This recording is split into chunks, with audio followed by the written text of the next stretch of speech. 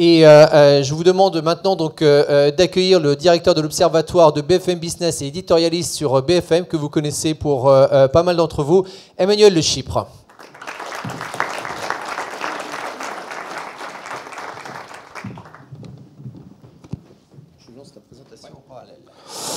Je vais me mettre là, c'est très bien. Bonjour à tous. Je suis très flatté et très impressionné de me retrouver devant vous ce matin. Alors vous avez eu pas mal d'exposés déjà. Moi je vais juste me contenter d'essayer de border un petit peu l'environnement macroéconomique avec quelques problématiques.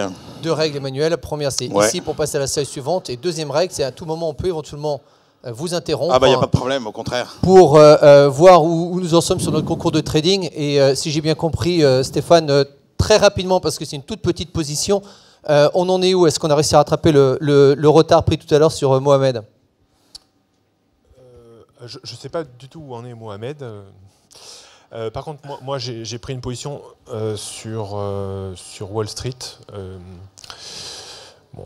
C'est une très petite position, hein, c'est juste un biais. Je vais essayer de travailler un petit peu une rechute très légère de Wall Street avec un stop sous le plus haut qui a été fait ce matin, ici, là-haut, pour viser une baisse dans cette zone-là. Je vais voir.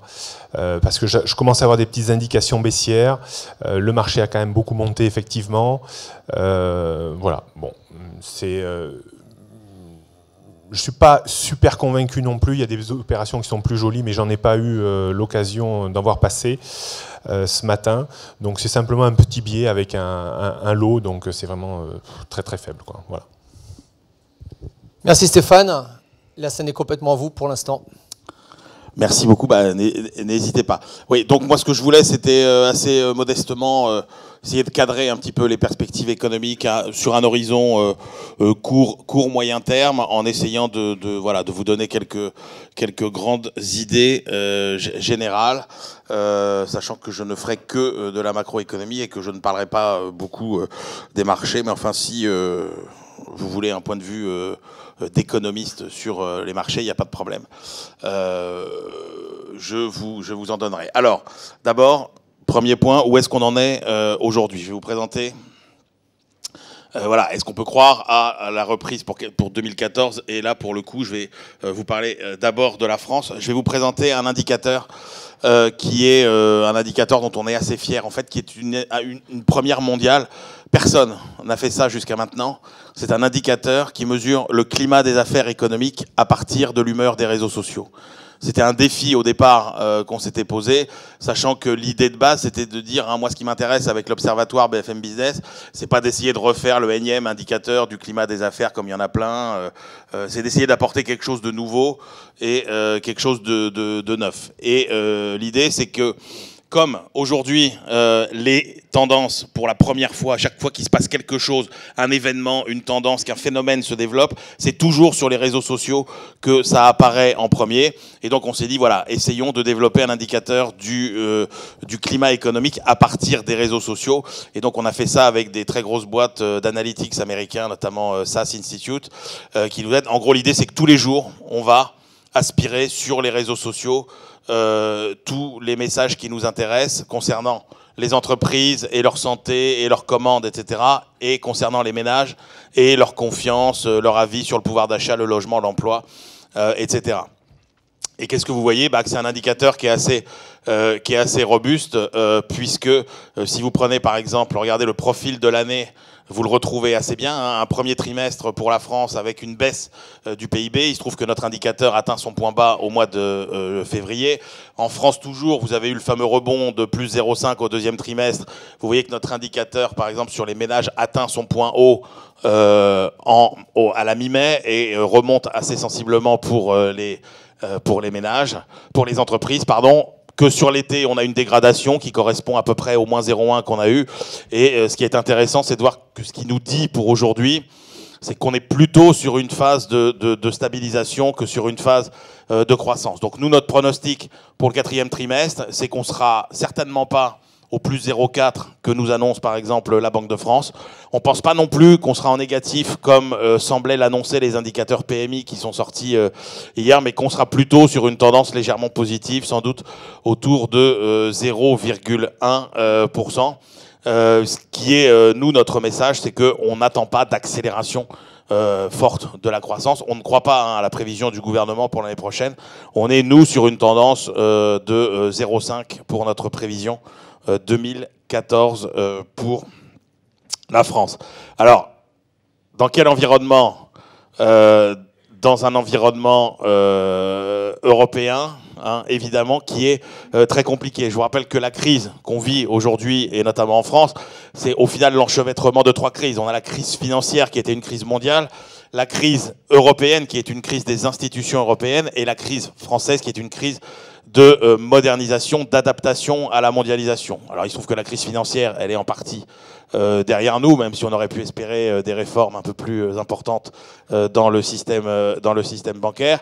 La crise européenne, on voit bien que ça bouge, ça évolue. Hein. Bon, c'est vrai que au départ, personne n'a respecté les règles du jeu, quasiment. Hein. C'était, regardez, hein, finalement, il n'y a que le Luxembourg et la Finlande qui ont respecté les règles du traité de Maastricht au départ. Pourquoi l'Europe a eu tous ces problèmes ? C'est parce qu'on nous avait promis que finalement l'ouverture des marchés et la libre circulation des hommes, des capitaux, des machines, des investissemms, etc., eh bien, nous amènerait à une espèce d'Europe dans laquelle finalement tous les niveaux de vie convergeraient, etc. Or, on s'est aperçu que c'était plutôt le contraire qui nous attendait. Et qu'évidemment, tout le monde a fait n'importe quoi pendant les 10 années où on nous promettait la prospérité, parce que le malheur a voulu que finalement la seule variable d'ajustement qui aurait été l'aiguillon dans le dos de tous les pays peu vertueux pour éviter de faire n'importe quoi, eh bien, ça n'a pas marché parce que les tauleaux n'ont pas réagi au comportement des différents États. On nous avait dit au moment où on a fait l'euro, vous verrez, comme la seule variable d'ajustement, ça n'est plus la monnaie, ça n'est plus les taux courts, ce sont les taux des emprunts d'État. Eh bien, dès qu'un pays sera peu vertueux, laissera filer ses déficits publics, eh bien, il sera immédiatement sanctionné par une hausse de ses rendements obligataires. C'était ce qu'on nous avait dit au moment où on a fait Maastricht. Le problème, c'est qu'on est tombé dans une période au cours de laquelle l'innovation financière, notamment, et puis la surabondance de liquidités, eh bien, ont complètement anesthésié la notion du risque et ont écrasé complètement la hiérarchie des risques. Je vous rappelle que pendant 10 ans, la Grèce a emprunté à quelques points de base près au même taux que l'Allemagne ou que la France, alors qu'on savait très bien que la Grèce bidonnait ses comptes depuis très longtemps. Et donc malheureusement, il n'y a pas eu cette force de rappel qui aurait permis de sanctionner les moins vertueux, et donc tout le monde a fait à peu près n'importe quoi, les Espagnols et les Irlandais sur l'immobilier, les Français sur leurs finances publiques. Donc il ne faut pas s'étonner qu'aujourd'hui on ait eu notamment ces écarts de coûts salariaux qui sont aujourd'hui si problématiques, puisque tout le monde a laissé filer les coûts, évidemment. Et donc c'est aussi pour ça qu'on a ces problèmes au sein de la zone euro. Et à cet égard, l'idée qu'on aura peut-être un SMIC en Allemagne est assez intéressante, dans la mesure où aujourd'hui on a peut-être moins besoin de l'hypercompétitivité allemande que de la convergence des performances entre les différents pays. Est-ce que la cavalerie américaine nous sauvera encore à temps ? Il nous aidera en tout cas. Hein, je vous rappelle que faut toujours se méfier des États-Unis, enfin se méfier dans le bon sens. Il y a des moments où on les croit complètement morts et ils ressuscitent de façon absolument extraordinaire. Ceux qui sont les plus âgés d'entre vous se rappelleront par exemple de la fin des années 80, c'est pas si loin. Hein, c'était tout le discours sur le déclin américain, l'industrie automobile. À l'époque, c'était les Japonais qui étaient en train de monter considérablement en puissance. Les studios d'Hollywood étaient passés sous la bannière japonaise en grande partie, voire européenne. Et personne n'aurait pu imaginer à l'époque que la décennie 90 serait par-dessus tout la décennie américaine. Donc est-ce qu'on va vers un revival comme on en a connu dans les années 90 ? Nous, on pense que la croissance américaine, elle est robuste aujourd'hui et que ce sera un soutien important. Hein, si vous regardez les ajustements qui ont été faits, on a eu des chiffres là sur des rythmes instantanés de croissance autour de 2, 2,5, 3%, alors qu'on a une politique budgétaire qui est excessivement restrictive, hein, qui va enlever presque 1 point de croissance cette année. Donc le moteur américain, il tourne. Alors évidemment, sur l'emploi, il y a encore des progrès à faire, mais il n'empêche que, regardez, vous avez l'immobilier, par exemple, qui est toujours le secteur qui est à la pointe des récessions comme des reprises aux États-Unis, qui est quand même assez bien reparti. Vous avez un effort d'investissement qui est 2 fois plus important depuis le début de la crise de la part des entreprises aux États-Unis qu'en Europe. Les entreprises sont profitables. On a un pays qui est en ordre de marche. Rajoutez à ça des effets des chocs de compétitivité très positifs comme les gaz de schiste, etc. Donc nous, on est assez confiants sur les États-Unis. Est-ce que les banques centrales vont jouer contre les pompiers ou les pyromanes? Il faut bien reconnaître que jusqu'à maintenant, elles nous ont quand même bien aidés, mais que vous voyez qu'aujourd'hui, on est dans cette espèce de zone que je qualifierais, enfin, qui serait un peu on est ici, quoi, hein, on est au-delà de la baisse des taux, on a eu ce fameux quantitative easing. La question aujourd'hui, c'est quand est-ce qu'on en sort, puisque on a évidemment besoin d'en sortir. Or, je vous rappelle que on a acheté beaucoup de temps hein, grâce à cette politique monétaire, mais n'oubliez jamais que ça n'est jamais une banque centrale qui va vous sortir de vos problèmes. La banque centrale, elle vous permet d'acheter du temps pour éventuellement faire les réformes dont vous avez besoin, faire les ajustements structurels dont vous avez besoin. La banque centrale, c'est celle qui vous administre la morphine pour calmer la douleur, mais ce n'est absolument pas elle qui est capable de vous soigner. Donc elles nous ont offert beaucoup de temps. Déjà, les banques centrales, hein, ils retenaient ce chiffre entre 2008 et aujourd'hui, l'injection totale de liquidité est nette, j'ai envie de dire, dans la mesure où évidemment il y a eu tous ces prêts à court terme, mais qui ont été toujours remboursés. Donc, mais l'injection nette de liquidité depuis 2008, c'est 10 000 milliards de dollars. 10 000 milliards de dollars, ça fait à peu près 100 fois l'équivalent du plan Marshall. C'est absolument considérable. Donc ça nous a bien aidés, mais ce n'est pas ça qui solutionnera nos problèmes. Donc aujourd'hui, on se retrouve effectivement sous dépendance, hein, il ne faut pas le cacher. Là encore, les plus âgés d'entre vous se rappelleront de Dietmar Hissing, qui était le chef économiste de la Bundesbank, puis le premier chef économiste de la BCE, qui disait la banque centrale, c'est celle qui ferme le bar à 2h du matin quand la fête bat son plein pour éviter que le lendemain matin, tout le monde ait la gueule de bois. Bon là, grosso modo, les banques centrales, elles nous ont fourni cocaïne et vodka à tous les étages et ça continue encore. Hein. Donc la question, c'est comment on sort de cette dépendance. Et là, pour le coup, on voit qu'on nous souffle un peu le chaud et le froid. Hein. Il y a encore quelques semaines, on nous disait ce sera peut-être même pas en 2014. Là, il y a quelques jours, on nous dit ce sera peut-être dès la prochaine séance. Donc ça va être assez chaud à suivre. Hein. Alors dans l'histoire, le problème c'est que ça se termine rarement bien. Ce genre de sortie de politique monétaire accommodante. Néanmoins, il y a quand même des leçons qui ont été retenues par rapport au passé. Hein. L'accident le plus récent, qui ressemble un peu à ce qu'on voit là, c'est ce qui s'est passé en 94, hein, au moment où on sort de la crise de 93. Et puis la Fed remonte ses taux de façon peut-être un peu rapide, un peu brutale, avec une mauvaise communication. Et c'est le krach obligataire de 94 qui nous a coûté assez cher, puisqu'après, avec les taux qui sont remontés, ça a contribué à asphyxier la reprise qui s'était enclenchée en France après la récession de 92-93. Donc, les banques centrales, elles nous ont aidés, elles ont fait l'essentiel, mais c'est pas ça qui nous aidera à nous en sortir définitivement. Alors, est-ce qu'on est condamné à la rigueur à perpétuité? Bien évidemment que non. Hein, et ça, c'est un problème qui est spécifique à la France, c'est qu'on n'ose pas mettre en place des vraies politiques d'ajustement. Et le problème, notamment chez nous, vient non seulement des décisions qui sont prises, mais de l'ampleur des décisions qui sont prises.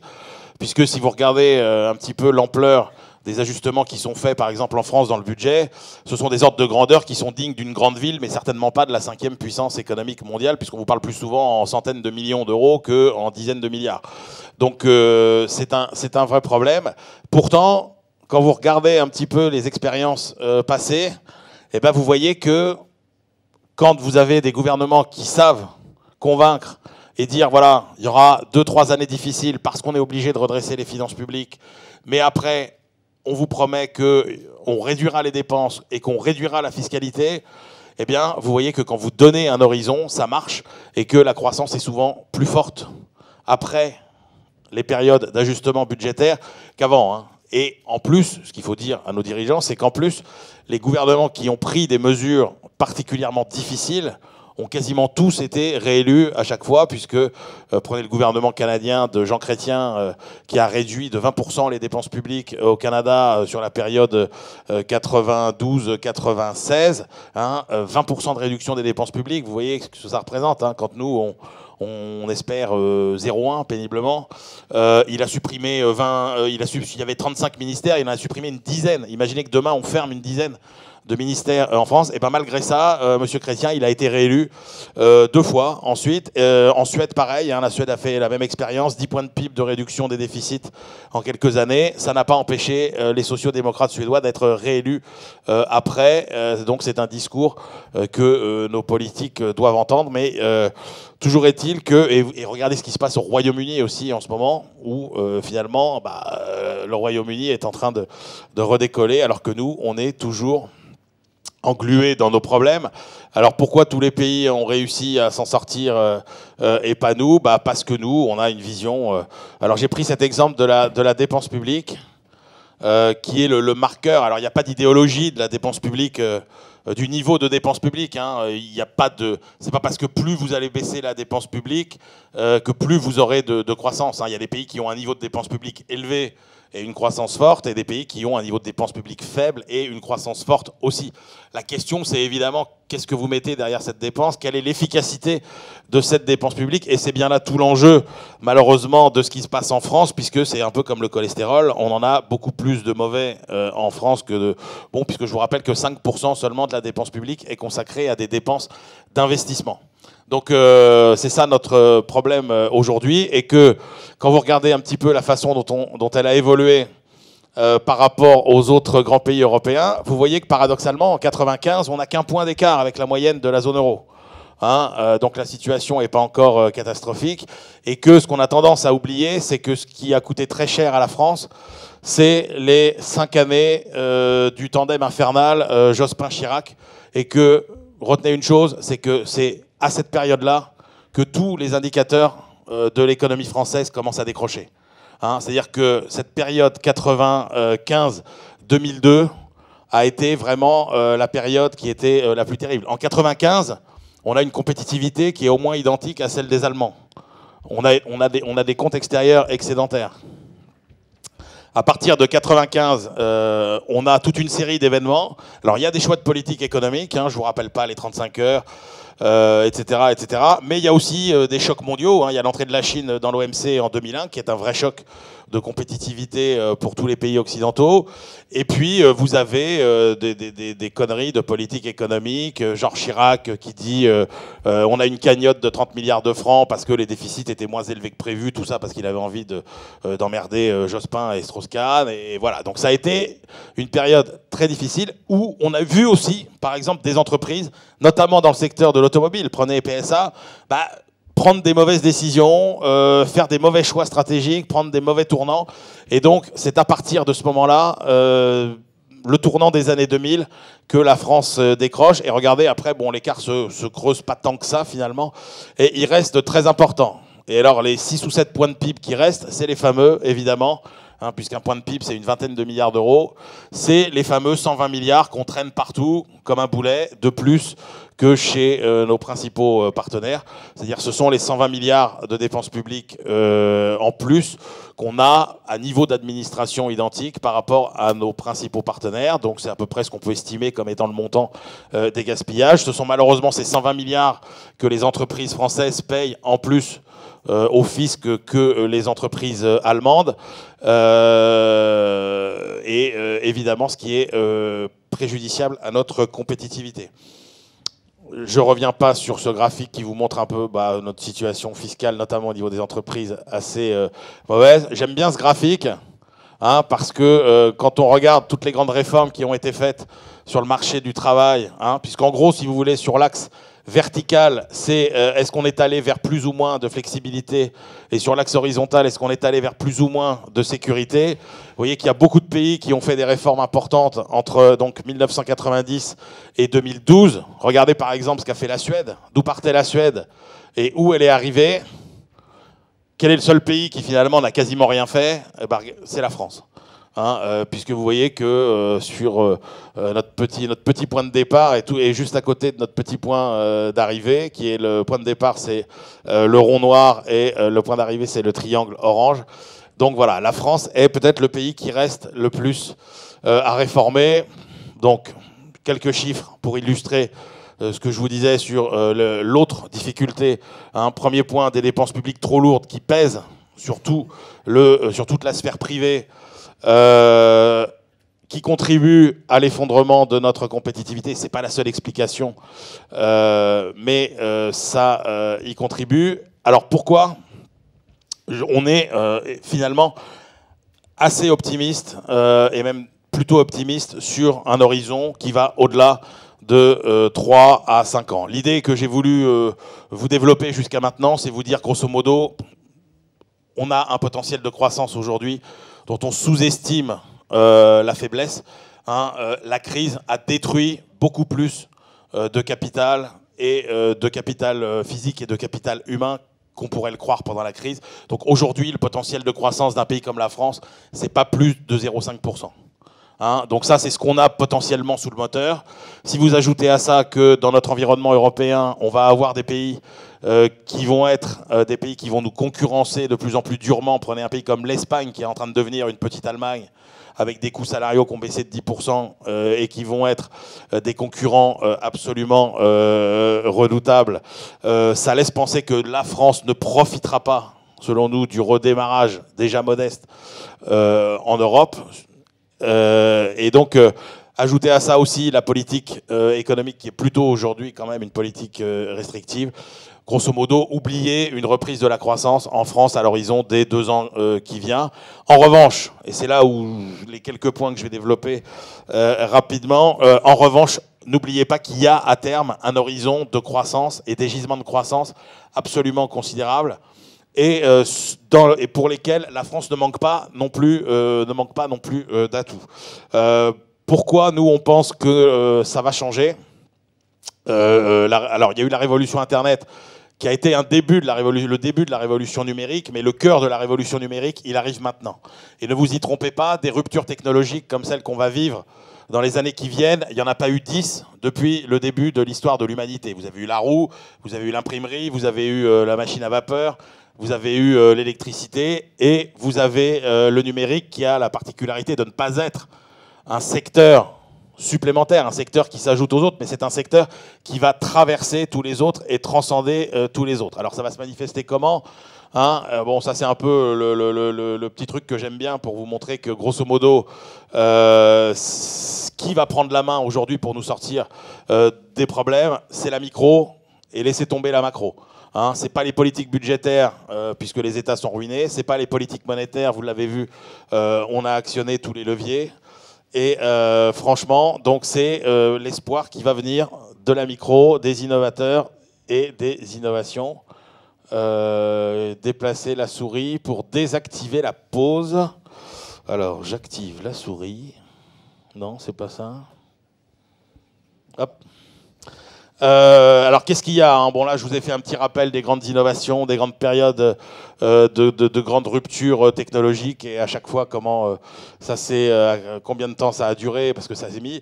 Le point qui est important aussi, c'est que, regardez, les nouvelles technologies se diffusent aujourd'hui à des rythmes de plus en plus rapides. Là, on a regardé, par exemple, combien de temps il fallait pour que... pour chacune de ces innovations, pour atteindre chacune 25% des parts de marché dans son secteur. Il a fallu 54 ans à l'aviation pour prendre un quart des parts de marché du transport. L'électricité, pareil pour l'énergie. voyez, 7 ans seulement pour Internet, donc ça va aller très très vite. Je ne sais pas si certains d'entre vous, alors là pour le coup c'est peut-être les plus jeunes, connaissent le film Minority Report, par exemple, avec Tom Cruise. Hein, c'est un film qui est censé se passer en 2040. Vous avez plein d'innovations incroyables. Et ben, regardez ce film aujourd'hui. C'est un film qui date de 5-7 ans à peu près. Vous avez déjà des choses qu'on nous prévoyait pour 2040 qui se produisent aujourd'hui. Hein, donc ça là-dessus, c'est plutôt... Attendez, alors ça marche plus. Est-ce que si je fais avec la petite flèche ici, ça marche? Bon, ça marche plus, c'est pas grave. Donc, il y a 4 pans hein, pour nous à cette révolution un petit peu du numérique. Il y a l'aspect énergétique. On va vers des révolutions énergétiques absolument considérables. Prenez les réseaux intelligents, prenez les productions décentralisées grâce aux mini-centrales. Il y a dans le secteur de l'énergie des gisements d'innovation absolument terribles. La robotique. Retenez que la robotique, on n'a vu que des robots qui correspondent à peu près à ce qu'était l'Homo sapiens. On va vers des robots aujourd'hui qui sont des robots d'une intelligence incroyable et d'une capacité incroyable. En gros, l'ère de la robotique ne fait que commencer. Regardez ce qui se passe aussi avec l'imprimante numérique. Donc l'énergie, j'en ai parlé, le numérique, la robotique, le big data, évidemment. Hein, le big data, c'est cette capacité qu'on va avoir à traiter des données, des quantités massives de données pour leur donner du sens, ce qu'on ne sait pas toujours faire aujourd'hui, mais ce sont des gisements de croissance absolument considérables. Tous les cabinets de consultants aujourd'hui sortent des études et en moyenne, pour tous les grands secteurs, c'est à peu près 10 à 15% de chiffre d'affaires supplémentaires avec évidemment des outils pour savoir par exemple comment le contacter, faire la meilleure offre aux meilleurs clients, au meilleur moment, combattre finalement tout ce qui se dit sur les réseaux sociaux, optimiser même votre logistique par exemple, c'est des gisements absolument considérables. Et la 4e partie de cette révolution numérique, c'est tout ce qui tourne autour des objets intelligents, de l'Internet connecté et qui va permettre de rendre solvable toute une catégorie de nouveaux services aujourd'hui, qui sont des services qui ne sont pas forcément rentables aujourd'hui. Hein. Aujourd'hui, par exemple, vous avez une société qui s'occupe des personnes âgées. Bah, comment vous faites? Vous envoyez quelqu'un le matin de 8h30 à 11h du soir, enfin à 10h du soir, pour s'occuper de la personne âgée. Demain, vous aurez des outils qui vous permettront peut-être à une seule personne de s'occuper de 10 personnes, tout ce qui va être lié au plancher intelligent, tout ce qui va être lié à tout ce qu'on va pouvoir détecter, installer dans les maisons. Si vous matchez ça, par exemple, avec le vieillissement dont on va parler, c'est des gisements de croissance absolument considérables. Le vieillissement, est-ce que ce sera un frein ou un moteur de la croissance? Ce sera un moteur de la croissance. Ne croyez pas que le vieillissement sera un frein à la croissance. Pourquoi ce sera un moteur et pas un frein? Bah, tout simplement parce que pour la première fois dans l'histoire de l'humanité, ce vieillissement, il n'est pas dû à un effondrement de la natalité, il est dû à un allongement de la durée de vie. Et qu'aujourd'hui, vous avez l'apparition d'une nouvelle catégorie de gens de 60 à 75 ans qui sont des gens qui ont tout. Ce sont des gens qui ont du temps, ce sont des gens qui ont de l'argent, ce sont des gens qui ont en bonne santé. En gros, c'est tous les baby-boomers de 68 qui, aujourd'hui, s'en sortent bien. Regardez ce que ça représente hein, comme pouvoir de marché, comme pouvoir de croissance. Hein. Ils ont un pouvoir d'achat qui a été multiplié par 7. Prenez la ménagère de plus de 50 ans, on n'arrête pas de vous bassiner avec la ménagère de moins de 50 ans, mais la ménagère de plus de 50 ans, elle dépense de 25 à 50% de plus que la ménagère de moins de 50 ans. Regardez ce que ça représente, par exemple, 50% des produits de beauté, c'est des produits de beauté pour les seniors. Les 3/4 des achats de camping-car ou les 3/4 des achats de voitures de luxe, aujourd'hui, ce sont les plus de 60 ans. Donc c'est un marché absolument considérable. Et là encore, la révolution ne fait que commencer. Il y a des nouvelles offres, des tas de nouvelles offres qui vont être destinées à ces populations. Ce sont des choses à suivre, évidemment. Et enfin, le monde émergent, je termine rapidement, pour vous dire que, là encore, le monde émergent, ce sera moins... ce sera plus un allié, évidemment, qu'un ennemi pour nos vieilles économies. Il y a des besoins absolument considérables. Si vous prenez les besoins d'infrastructures, par exemple, c'est 50 fois la ville de New York qu'il va falloir construire dans les années qui viennent. On ne peut pas imaginer que les grandes boîtes françaises qui sont spécialistes de tous ces domaines ne profiteront pas de cette croissance démographique. C'est aussi 2 milliards de gens qui vont rentrer dans la classe moyenne mondiale et qui ne rêvent tous que d'un truc, c'est l'art de vivre à la française. Donc ça encore, ce sont des choses qui vont nous profiter.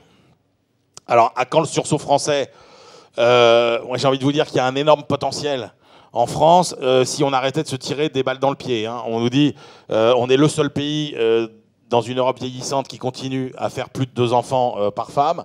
On nous dit qu'il faudra travailler plus pour payer les retraites, mais ce n'est pas un problème dans la mesure où on est déjà le pays qui travaille le moins. Donc il y a un gisement de potentiel de travail absolument considérable. La plupart des familles croulent sous les dettes en Europe du Sud, dans les pays anglo-saxons. Nous, on a la chance d'avoir des Français qui ont une épargne très importante. Tous les pays ont fait la réforme de modernisation de leur État, pas nous. C'est un gisement, là encore, de productivité considérable. Je ne peux pas croire que nous n'y arriverons pas un jour. Et puis, il n'y a pas un pays où on emmerde autant les entreprises que la France, mais bon, on espère qu'un jour ça changera. Hein. Alors, je ne vous refais pas le coup des 80 codes, les 400 000 normes. C'est vrai que c'est un enfer réglementaire, à défaut d'être un enfer aussi fiscal. Donc ça, c'était nos atouts structurels, nos atouts sectoriels. Je vous le disais, l'art de vivre à la française. Regardez un petit peu tous les résultats de tout ce qui est luxe, agroalimentaire. C'est ce qu'on appelle maintenant le soft power, hein, c'est-à-dire cette capacité à attirer, à séduire par des éléments de contexte, la culture, etc. On est là-dessus très bon. Le tourisme, quand est-ce qu'on va développer en France une vraie filière du tourisme ? Quand est-ce qu'on aura aussi un ministre digne de ce nom pour s'occuper d'un secteur qui est un gisement de croissance absolument démentiel. On ne fait que 10% de notre PIB grâce au tourisme. L'Espagne fait 15%. On a 82 millions de touristes qui viennent chaque année. Alors même si les chiffres sont un peu bidonnés, on a 20 millions de touristes en plus que l'Espagne. Et pourtant, l'Espagne réussit à générer 10 milliards d'euros de plus que nous grâce à son tourisme, alors que l'Espagne n'a pas, par exemple, les sports d'hiver. Donc on a ce gisement qui est inexploité. La mer, on nous dit que c'est le prochain Eldorado pour l'énergie et les ressources naturelles. On a la 2e zone économique exclusive. Regardez bien tout ce qui va se passer aussi du côté de ces produits qui viendront de la mer. L'agriculture, il y a un défi considérable à l'échelle mondiale, c'est de doubler la production d'ici 30 ans, alors qu'il n'y a plus de terres arables disponibles dans le monde. Donc on ne peut pas penser que l'agriculture française ne profitera pas, là encore, de ce défi. Et puis la recherche, on est très bon. Hein, et on est 4e rang mondial des prix Nobel de physique, 2e rang mondial pour les médailles Fields. Donc il y a d'énormes potentiels. Moi, le message, pour vous qui êtes aussi des investisseurs, moi, j'étais avec le patron d'Orange en début de semaine avec le président de la République. On était en Israël. Il y a des startups absolument incroyables. Moi, j'ai envie de vous dire, regardez ce qui se passe du côté des jeunes qui innovent. Regardez ce qui se passe du côté de toutes ces innovations qui vont être demain des futures applications, des futurs services. Et je ne parle pas forcément des nouvelles technologies, mais il y a forcément des pépites incroyables qui vont émerger de tout ça.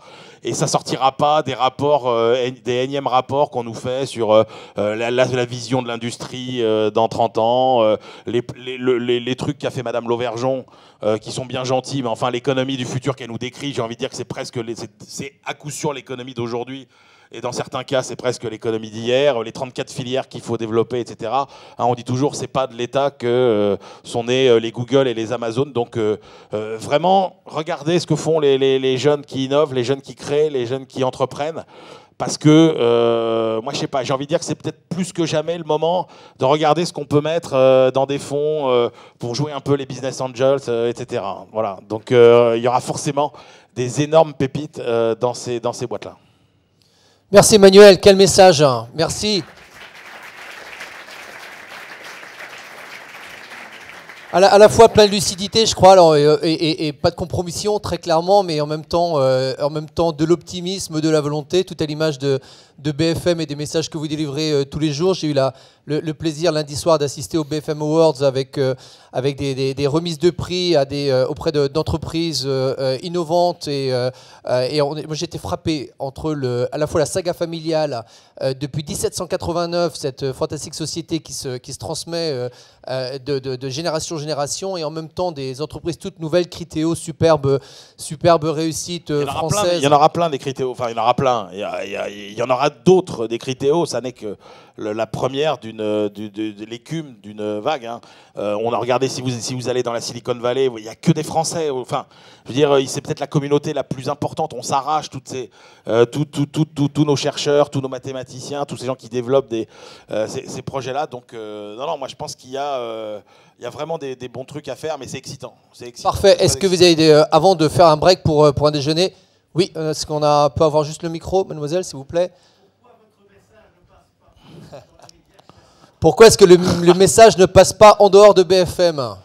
Alors, qui passe pas dans les médias classiques... Qui boycotte, soyons clairs. Non, mais qui passe pas dans les médias classiques, bon, c'est un peu normal parce que, en fait, on est les seuls. Enfin, ça m'embête de dire ça sur mes camarades, mais c'est vrai qu'on a on a une liberté de parole et d'analyse totale. Donc, d'abord, alors là, ce que je vais vous dire, il y a d'autres journalistes ou pas? Non, non, on est entre nous. Bon, alors d'abord, je vais vous dire, le niveau moyen des journalistes économiques en France, il est mauvais. Il est mauvais. Sauf chez nous où on est... Bon, moi par exemple, je ne vais pas vous raconter ma vie, mais moi je suis économètre de formation, je suis économiste. J'ai beaucoup de mes camarades qui sortent aussi, qui ont fait vraiment qui savent ce que c'est que l'économie, qui savent ce que c'est que la finance, ce qui n'est absolument pas le cas dans les chaînes de télé où les journalistes ont fait des écoles de journalisme, on leur a appris un peu de social, un peu d'économie, un peu de machin. Voilà. Et puis la deuxième chose, c'est que nous, on a le droit de dire ce qu'on veut. Parce qu'on a une boîte qui est une boîte dans laquelle on a un actionnaire qui est un type indépendant et on n'est pas lié au service public, parce que le patron du service public, on ne peut pas dire ce qu'on veut sur le service public, puisque le patron du service public, il est nommé par l'État. Donc par expérience, on sait très bien que voilà.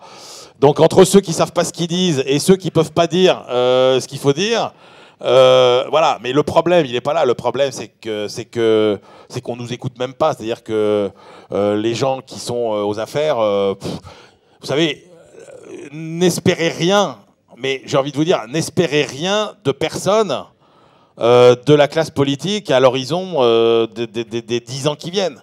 C'est-à-dire que dites-vous bien que le changement, il viendra soit de la rue, soit des marchés. Ouais. Il viendra soit de la rue, soit des marchés. Donc on verra par où ça craquera en premier, mais il n'est pas... N'oubliez pas tous les hommes politiques qu'on voit aussi, puisqu'on en reçoit beaucoup, le premier truc qui les préoccupe, c'est comment ils vont être réélus, comment ils vont faire carrière pendant 50 ans pour être politique, et c'est absolument pas qu'est-ce qu'il faut faire pour que le pays s'en sorte. Hein. Donc voilà, moi je suis un peu désabusé de tout ça, parce que c'est vrai que franchement, c'est un peu... Chaque fois que vous leur faites une remarque ou vous leur dites un truc, c'est toujours ah bah ouais mais là vous comprenez ça va faire trop de remous, ah oui mais les députés socialistes ils vont et c'est pareil avec l'UMP hein, mais c'est les députés n'acceptent mais alors et voilà etc. Et donc c'est jamais possible, il y a rien qui est jamais possible, alors que encore une fois partout ça a été fait, partout on l'a fait. Pourquoi ça marche mieux en Angleterre qu'en France aujourd'hui? C'est tout simplement parce que quand ils sont engagés dans des choix, ils les ont fait massivement. Hein, c'était des dizaines de milliards de livres, c'était des dizaines de milliards de postes de fonctionnaires, et on voit quoi? Ce qui se passe à chaque fois, c'est-à-dire qu'il y a eu 2-3 années où c'était beaucoup plus difficile que chez nous, où nous on a cette espèce d'effet édredon qui amortit les crises, mais on voit que c'est en train de repartir aussi beaucoup plus vite.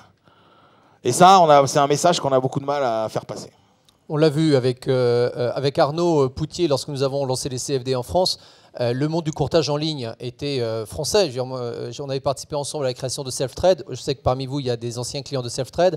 Cette innovation, elle n'existe pas aujourd'hui. Il y a parmi les grands acteurs du courtage en ligne, toutes les innovations sont venues de l'étranger, notamment d'Angleterre en ce qui nous concerne. Nous n'avions pas cette possibilité, ni réglementaire, ni entrepreneuriale, et trop de positions bien établies pour pouvoir vous apporter ces nouvelles générations de produits.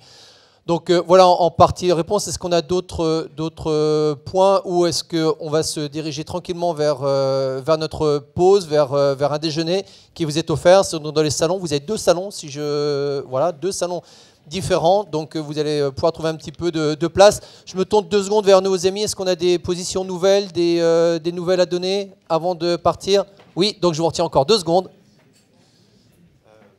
J'avais une question pour Monsieur Le Chypre, que j'aime beaucoup. Imaginons que l'année prochaine, ils commencent à réduire leur quantitative easing aux États-Unis, ouais. Alors peu importe à quel trimestre. Donc ça risque de mettre une pression sur les marchés financiers américains, ouais, qui sont déjà surévalués. Par voie de contamination, ça risque de mettre une pression sur les marchés, pression baissière sur les marchés européens. Est-ce que dans ces conditions, comme on aura de nouveau une pression sur les marchés européens, est-ce que la Banque centrale européenne est, elle, capable d'enclencher un quantitative easing à l'européenne, justement à ce moment-là? Je crois qu'on a eu une visibilité qui a été donnée par M. Draghi. On est déjà sûr qu'il fera tout ce qu'il faudra jusqu'en 2015. Après, moi, l'effet du quantitative easing, pression sur les marchés, moi, ce que je vois, c'est que malgré la fin du quantitative easing, on va quand même vers un différentiel de croissance entre les États-Unis et l'Europe qui va rester quand même très favorable aux États-Unis. Et que moi, je ne suis pas sûr que cette fois-ci, le quantitative easing il ait un impact aussi négatif que ça sur les marchés. Je pense que la pédagogie, elle a été faite. Je pense que ça va nous coûter évidemment quelques dizaines de points de base sur les rendements obligataires.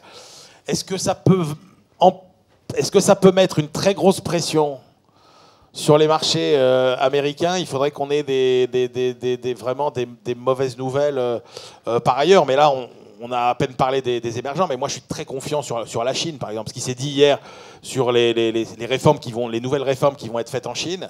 Donc du coup, pour les États-Unis, ce ne sera pas forcément une mauvaise nouvelle. Est-ce qu'il y aura plus de pression en Europe pour autant? Donc, moi, je sais pas. Moi, j'ai l'impression qu'aujourd'hui, les marchés européens sont quand même nettement, moins valorisés que les marchés américains. Donc, on peut avoir, encore une fois, quand on dit marché, c'est nos grosses boîtes du CAC 40, donc ne regardons pas la conjoncture française. Moi, je ne suis pas si pessimiste que ça. Du coup, alors c'est une façon, ce que je vous réponds là, c'est une façon d'éluder un peu la question sur la pression sur le quantitative easing. Mais ouais, moi, à part ça, je suis convaincu la BCE fera tout. Donc moi je suis convaincu qu'ils iront jusque-là s'il faut le faire et qu'ils iront jusqu'à racheter par exemple des titres d'entreprise s'il faut racheter du corporate pour injecter pour qu'il y ait plus d'impact, pour que la politique monétaire ait plus d'impact sur l'activité économique que ce qu'elle en a aujourd'hui. Parfait, vous restez déjeuner avec nous? Avec plaisir. Et ben, ce sera à l'étage. On vous retrouve à 13h. Ici, on repart sur les marchés financiers avec Alexandre Baradez qui nous fera un point sur la situation. Bon appétit.